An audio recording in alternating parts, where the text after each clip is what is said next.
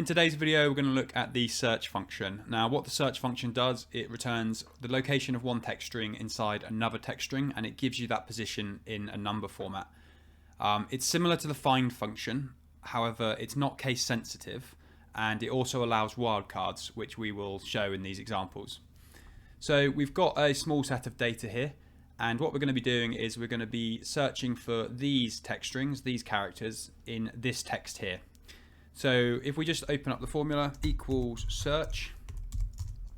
So we're going to find this text here, and we're going to look in this text here, and we'll do an example with the start number in a minute, but for now we're just going to leave it off.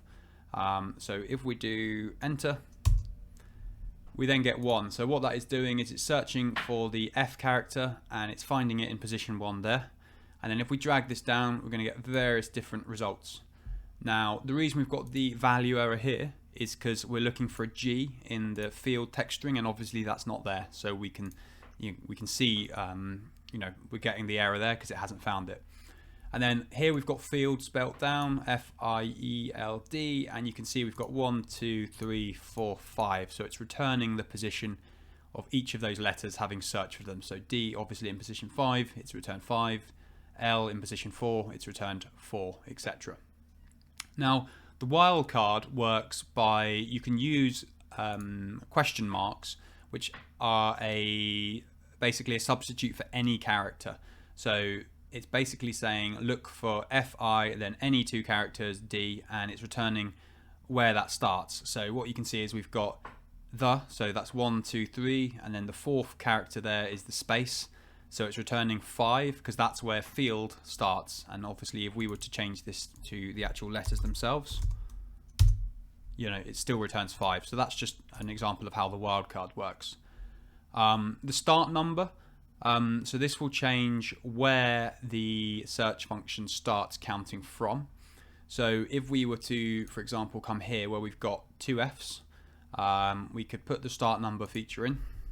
So let's say we want to start counting from character 2, so skipping that first F, hit enter, and then we then get 3 because it's going 1, 2, 3 because it's skipping off that first F there, and obviously starting from the hyphen.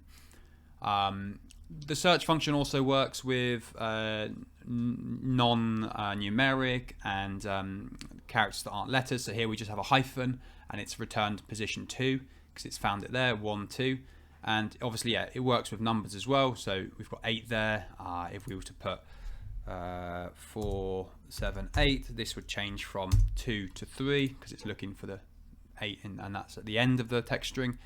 And so that's how the search function works. Now, it's not the kind of function you're generally going to be using on its own, maybe all that often. Often you're going to use it in a formula in combination with other functions, but it's helpful to understand how the function works and how it differs to the find function.